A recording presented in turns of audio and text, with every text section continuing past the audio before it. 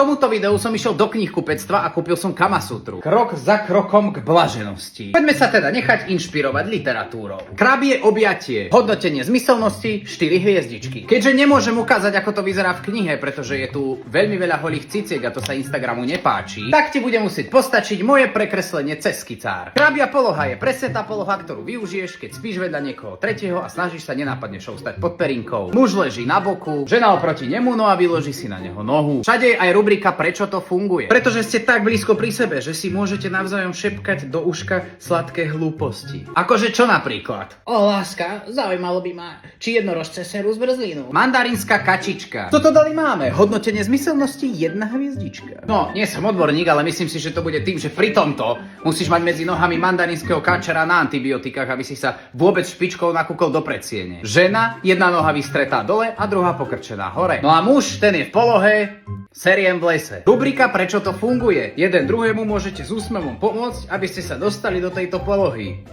Aha, a potom si s úsmevom môžete užívať seknutie krížov. Mimochodom ďalšie polohy, ktoré robiť aj s bolesťou chrbta plus súťaž o túto knihu, sme spravili s Ondrejom jišteť na našich profilech. Ale nejdřív. Fúrik. Hodnotenie zmyselnosti 2 hviezdičky. Pamätáš si, ako sme sa ako deti hrávali na fúrik? No tak presne toto sa dá využiť v spálni. Stačí len partnerku upozorniť, že najbližšie chvíle rozkoše strávi v planku. No a tebe, kamoško, tebe odíde aj triceps, aj chrbát. O, a keď chceš mať ešte aj štýl, tak tesne po vyvrcholení urob presne ten pohyb, ktorý robíš, keď vysypávaš fúrik.